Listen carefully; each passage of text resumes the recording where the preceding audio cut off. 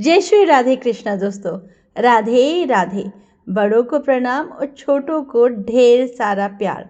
मैं हूँ आपकी पंडिताइन जी। जय भोलेनाथ की। आइए शुरू करते हैं 16 सोमवार की व्रत कथा। एक समय श्री महादेव जी पार्वती के साथ भ्रमण करते हुए मृत्यु लोक में अमरावती नगरी में आए। वहां के राजा ने शिव मंदिर बनवाया था, जो कि अत्यंत भव्य और रमणीक था, तथा मन को शांति पहुंचाने वाला था। भ्रमण करते समय शिव पार्वती भी वहां पे आ गए। पार्वती जी ने कहा, हे नाथ, आओ आज इसी स्थान पर चौसर पासे खेलते हैं। खेल प्रारंभ हुआ। शिव जी कहने लगे, मैं जीतूंगा। इस प्रकार उनकी आपस में वार्तालाप होने लगी। उस समय पुजारी जी भी पूजा करने के लिए आ गए। पार्वती जी ने पूछा, पुजारी जी बताइए जीत किसकी होगी? पुजारी जी बोले, इस खेल में महादेव जी के समान कोई दूसरा पारंगत नहीं हो सकता, इसलिए महादेव ही यह बाजी जीतेंगे। परंतु हुआ उल्टा, जीत पार्वती जी की हुई। अतः पार्वती जी ने पुजारी को कोढ़ी होने का श्राप दे दिया कि तूने मिथ्या भाषण किया है। अब तो पुजारी कोढ़ी हो गया। श्री पार्वती जी दोनों वापस चले गए। कुछ समय पश्चात अप्सराएं पूजा करने आई। अप्सराओं ने पुजारी जी के सामने उसके कोढ़ी होने का कारण पूछा। पुजारी जी ने सब बातें बता दी। अप्सराएं कहने लगी, पुजारी जी आप 16 सोमवार का व्रत करें तो शिव जी प्रसन्न होकर आपका संकट दूर करेंगे। पुजारी जी ने अप्सराओं से व्रत की विधि पूछी। अप्सराओं ने व्रत करने और व्रत के उद्यापन करने की संपूर्ण विधि बता दी। पुजारी ने विधि पूर्वक श्रद्धा भाव से व्रत प्रारंभ किया और अंत में व्रत का उद्यापन भी किया। व्रत के प्रभाव से पुजारी जी रोग मुक्त हो गए। कुछ दिनों बाद शंकर पार्वती जी पुनः उस मंदिर में आए तो पुजारी जी को रोग मुक्त देखकर पार्वती जी ने पूछा, मेरे दिए हुए श्राप से मुक्ति पाने का तुमने कौन सा उपाय किया?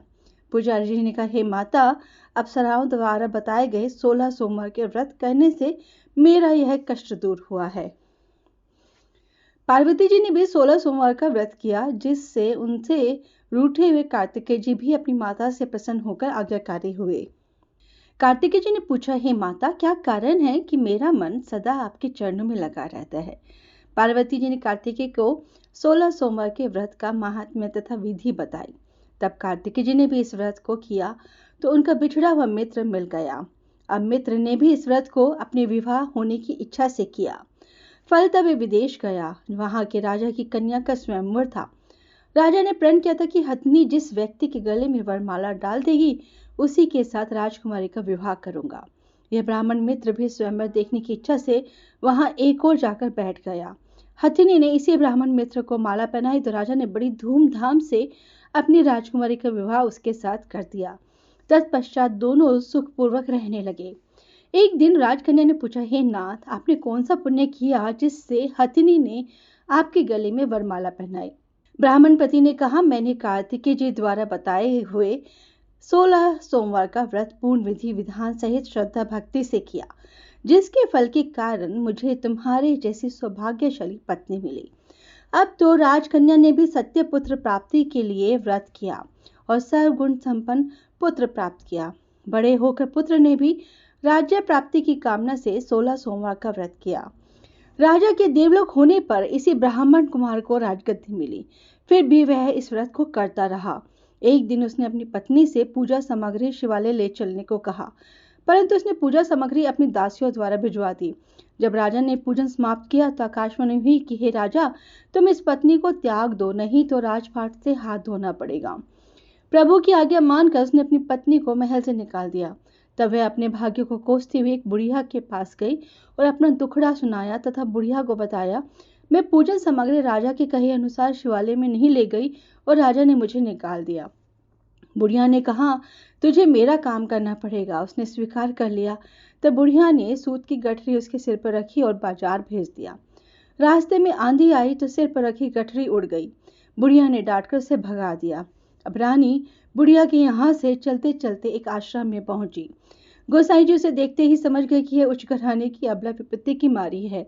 वे उसे धैर्य बंधाते हुए बोले, बेटी, तू मेरे आश्रम में रह, किसी प्रकार की चिंता मत कर। रानी आश्रम में रहने लगी, परंतु जिस वस्तु को वह हाथ लगाती वह वस्तु खराब हो जाती। यह देखकर गोसाई जी ने पूछा, बेटी, किस देव के अपराध से ऐसा होता है? रानी ने बताया कि मैंने अपने पति की आज्ञा का उल्लंघन किया और शिवालय में पूजन के लिए नहीं गई। इससे मुझे घोर कष्ट उठाने पड़ रहे हैं। गोसाई जी ने शिवजी से उसके कुशल क्षेम के लिए प्रार्थना की और कहा, बेटी, तुम 16 सोमवार का व्रत विधि के अनुसार करो। तब रानी ने विधि पूर्वक व्रत पूर्ण किया। व्रत के प्रभाव से राजा को रानी की याद आई और दूतों को उसकी खोज में भेजा। आश्रम में रानी को देख दूतों ने राजा को बताया। तब राजा ने वहां जाकर गोसाई जी से कहा, महाराज, ये मेरी पत्नी है। मैंने इसका परित्याग कर दिया था। कृपया इसे मेरे साथ जाने की आज्ञा दें। शिव जी की कृपा से प्रतिवर्ष 16 सोमवार का व्रत करते हुए वे आनंद से रहने लगे और अंत में शिवलोक को प्राप्त हुए। बोलो शिव जी महाराज की जय, पार्वती माता की जय। दोस्तों, जैसे हमारे दादा दादी के समय में हर त्योहार और व्रत कथा सुनाने के लिए पंडिताइन जी होती थी, ठीक उसी तरह से मैं हूँ आपकी ऑफिशियल पंडिताइन जी। हमारे इस चैनल पर आपको मिलेगी हर व्रत त्योहार की कथा, पूजा विधि और विशेष उपाय। जैसे हर कथा के अंत में पंडित जी को दक्षिणा दी जाती है, वैसे ही आप भी दक्षिणा में मुझे थोड़ा सा प्यार और मेरी हर वीडियो को एक लाइक और शेयर कर दीजिएगा। अगर आप इस चैनल पर नए हैं तो इस चैनल को सब्सक्राइब जरूर कीजिएगा।